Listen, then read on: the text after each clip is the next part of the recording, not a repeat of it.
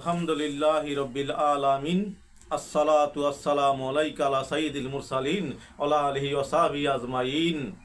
আসসালাতু আসসালামু আলাইকা পাক পাঞ্জাতন।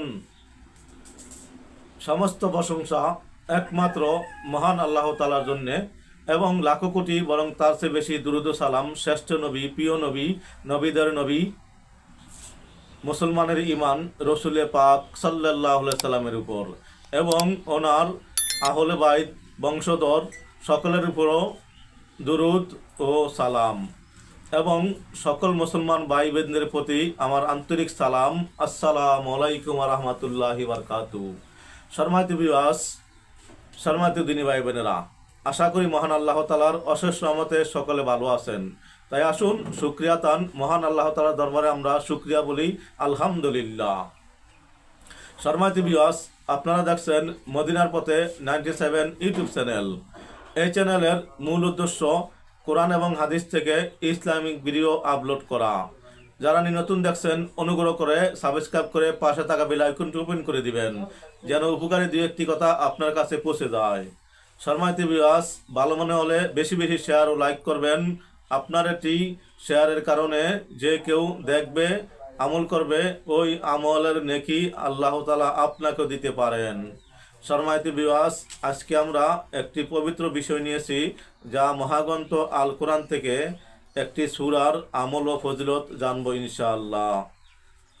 সূরা আল কাসাস পবিত্র কোরআনের 28তম সূরা, যা মক্কায় অবতীর্ণ হয়, যার আয়াত সংখ্যা 88, রুকু সংখ্যা 8, সিজদার আয়াত নাই, পারা 20। এ সূরার 25 নম্বর আয়াতে আল কাসাস শব্দটি উল্লেখ আছে।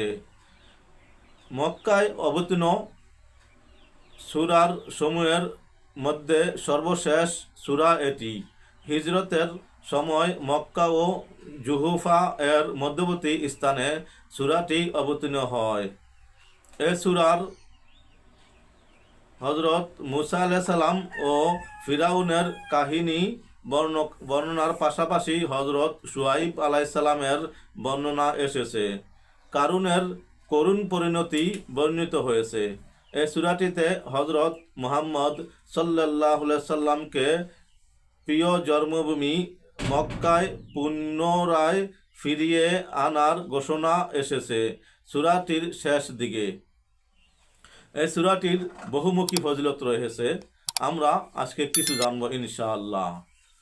সম্মানিত ভিউয়ার্স, অবশ্যই একটি সাবস্ক্রাইব করবেন। আপনার একটি সাবস্ক্রাইব কারণে ভবিষ্যতে ভালো ভালো কিছু করার জন্য আপ্রাণ চেষ্টা করবো ইনশাআল্লাহ। হযরত ইমাম আহমদ ইবনে হাম্বল রহমতুল্লাহ আলাইহি হযরত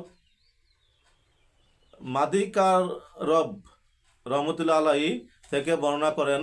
তিনি বলেন, আমরা হযরত আব্দুল্লাহ ইবনে মাসউদ রাদিয়াল্লাহু তাআলার নিকট আগমন করলাম এবং তসিন মিম তিলাওয়াত করতে বললাম।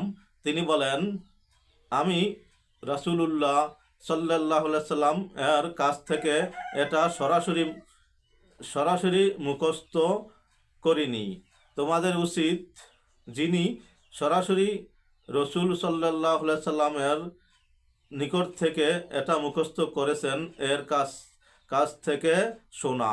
আর তিনি হচ্ছেন হযরত খাব্বাব ইবনুল আরত আত-তামিমি রহমতুল্লাহ আলাইহি। অতঃপর আমরা তার নিকট আসলাম এবং তিনি আমাদেরকে তা তেলাওয়াত করে শোনালেন। মুসনাদে আহমদ ইবনে হাম্বল, হাদিস নম্বর 3980। সম্মানিত ভিউয়ার্স, আমরা এই হাদিসটির মাধ্যমে জানতে পারলাম কোরআন তেলাওয়াতের, কোরআন শিকার কত গুরুত্ব। দুইজন লোক দীর্ঘ পথ হেঁটে এক জায়গায় গেল, হলো না, আরেক জায়গায় গিয়ে তারা এটি শুনলো। আজ আমরা কোরআন থেকে কত না দূরে আছি। আসুন নিজে কোরআন শিখি, ছেলে মেয়েকে কোরআন শিখাই, নিজে কোরআন পড়ি, বন্ধু বান্ধবদেরকে কোরআন পড়ার উৎসাহ দেই। সম্মানিত ভিউয়ার্স, সামনে আসতেছে পবিত্র মাস রমজান মাস, রহমত বরকত মাগফিরাতের মাস। কোরআন নাজিলের মাস। আসুন আমরা প্রতিনিয়ত সুযোগ পেলেই কোরআন তেলাওয়াত করবো ইনশাআল্লাহ। সম্মানিত ভিউয়ার্স, উপকার মনে হলে একটি সাবস্ক্রাইব করবেন, শেয়ার ও লাইক করে অপর ভাইকে জানিয়ে দিবেন। সকলের কাছে দোয়া চেয়ে আজকের মতো বিদায় চাচ্ছি। আসসালামু আলাইকুম ওয়া রাহমাতুল্লাহি ওয়া বারাকাতুহু।